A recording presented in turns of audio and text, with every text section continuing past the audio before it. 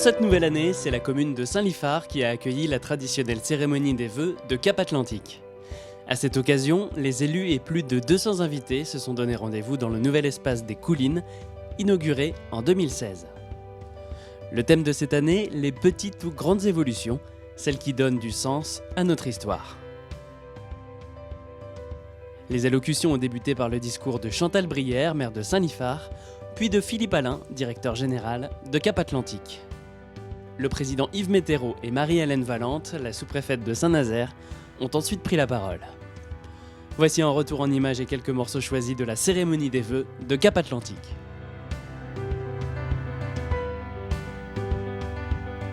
Je vous souhaite à tous et à toutes une belle année 2017, pleine de projets, de réussites, de petites joies, de grands bonheurs. Depuis 14 ans, Cap Atlantique se construit, s'étoffe, grandit, année après année, parfois par choix, parfois par obligation. Ces évolutions s'accompagnent de transferts de moyens et de missions nouvelles. Mais c'est ainsi aussi que notre territoire demeure attractif et authentique. Nous vivons et travaillons sur un territoire d'exception entre terre, marais et mer. Et je profite de l'opportunité qui m'est donnée pour remercier l'ensemble des services et des agents qui contribuent à maintenir un territoire harmonieux et équilibré. Et je remercie également tout particulièrement notre président pour la confiance qu'il nous accorde, à nous les élus, pour conduire des actions dans les différents services de notre intercommunalité. Alors, comme la carte de vœux de Cap Atlantique que vous avez vu défiler, peut-être qu'elle défile encore, vous y a invité, je vous propose, alors que Cap Atlantique entame une nouvelle mue, de parcourir rapidement les petites et grandes évolutions qui l'ont précédée. Nos prédécesseurs, plus ou moins lointains, ont commencé par des coopérations évidentes.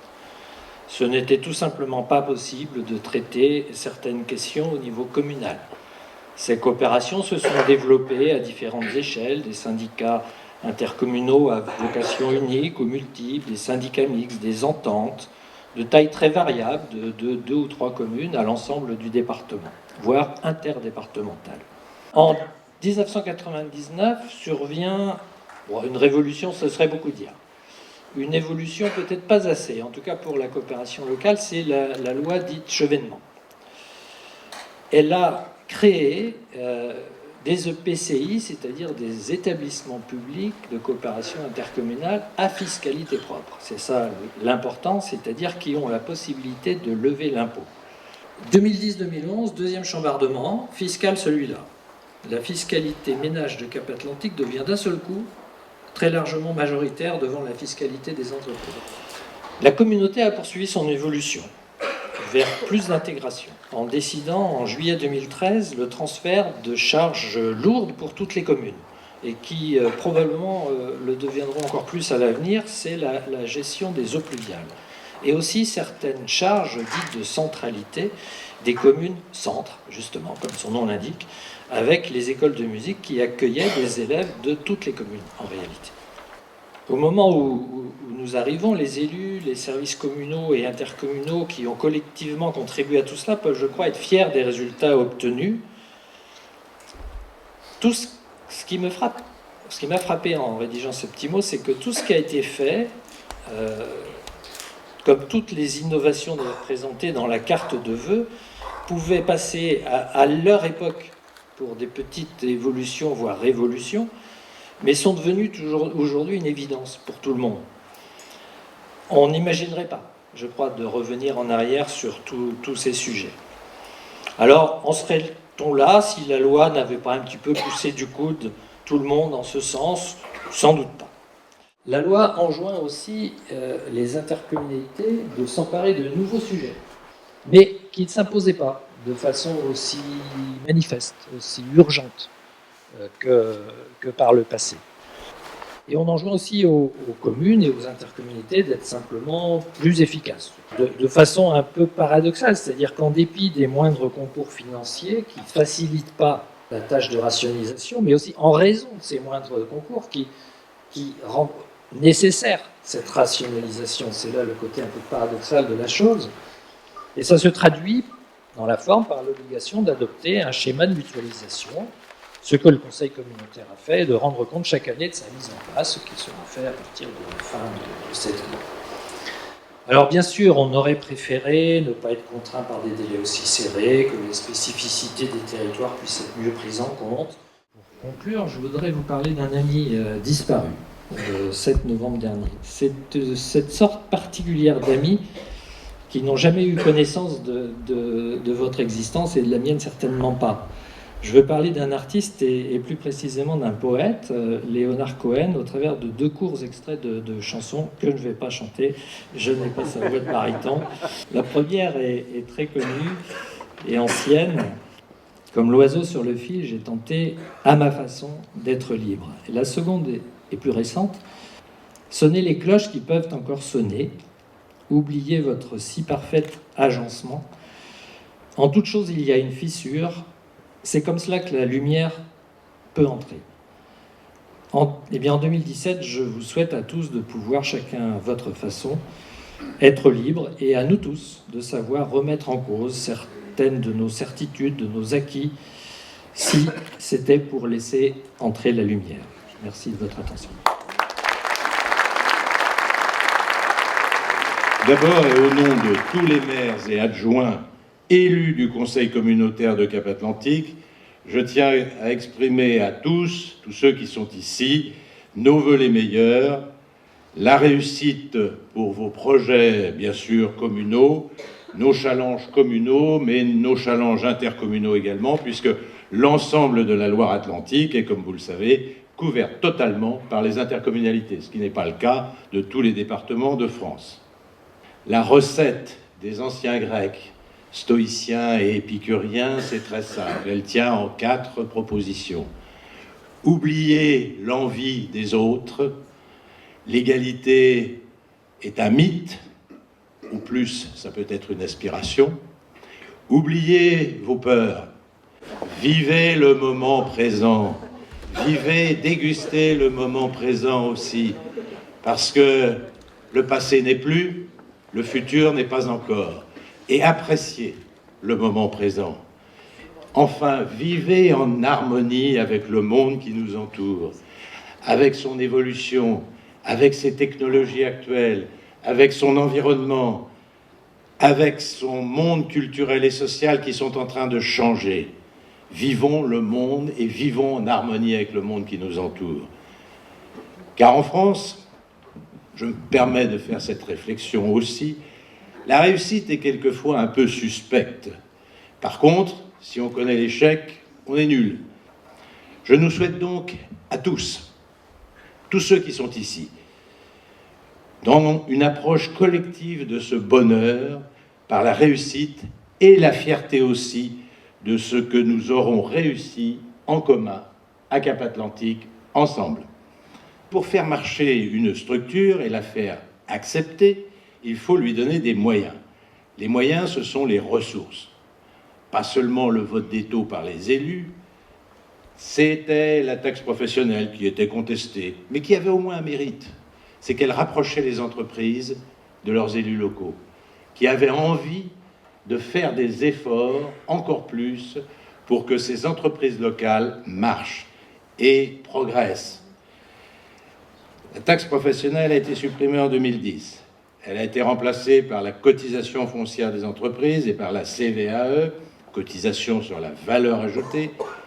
Mais comme on se méfie un peu des élus locaux quand on est sorti de grandes écoles ou quand on est à Bercy, je ne vise personne non plus là, on vient de Bercy, mais on se méfie des élus locaux parce qu'on a dit, ben voilà, vous allez avoir des CFE, vous allez avoir des CVAE, mais il y aura des plafonnements. Parce que si vous aviez d'aventure envie de mettre des taux trop élevés, on va vous bloquer, de façon à ce que, parce qu'on ne vous fait pas trop confiance quand même, vous élus locaux, vous allez peut-être avoir envie de faire d'autres choses avec ce que l'on vous donne.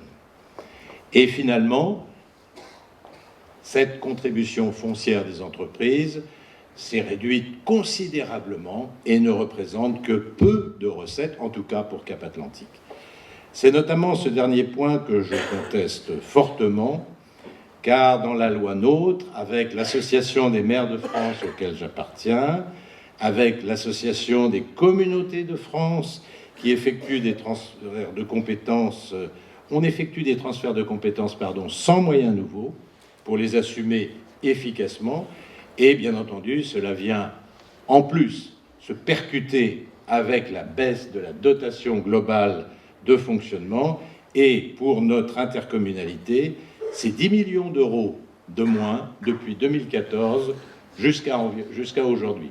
J'ai eu l'occasion de le dire alors plusieurs fois. Il faut transformer nos difficultés en opportunités de progrès. À ce stade, il est évident que ce sont plutôt des mots. Et pour beaucoup d'entre nous, ce doit être malgré tout une volonté.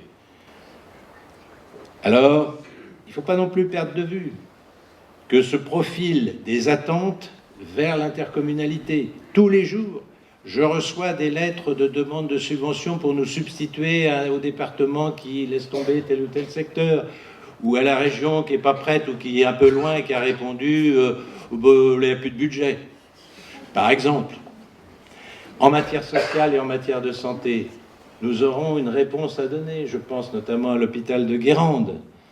En matière économique, avec les 17 zones d'activité qui deviennent d'un seul coup communautaires et où chacun a envie de voir se développer et s'installer des entreprises dans la zone.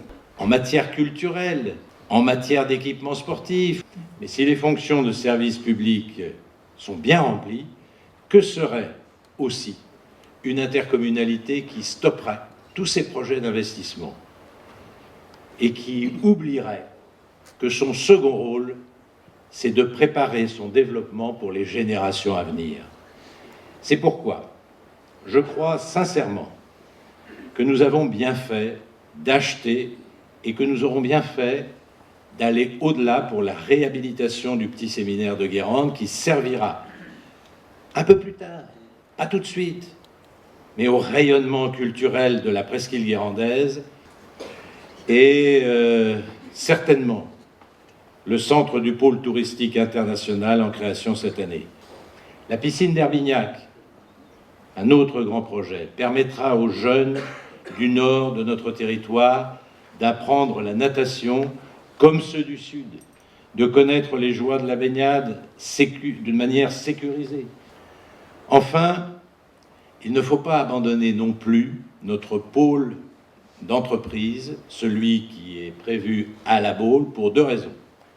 La première, c'est que nous devrons un jour ou l'autre recentraliser dans de meilleures conditions qu'aujourd'hui les services administratifs, financiers, économiques et les services communs de Cap-Atlantique, qui ne pourront plus rester dans les locaux actuels, qui ne sont plus du tout adaptés à notre communauté et au travail que nous demandons à tous nos agents.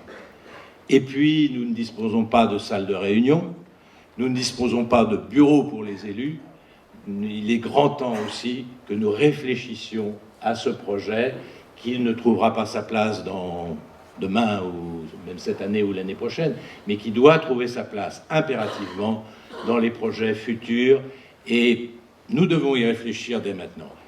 La seconde raison, c'est qu'à cet endroit doivent être ouvertes des surfaces de vente ou de location pour de petites entreprises, des start-up, des bureaux d'études, un hôtel d'entreprise en quelque sorte, qui seront une aide au démarrage de ces structures privées en vue de la diversification économique de notre territoire.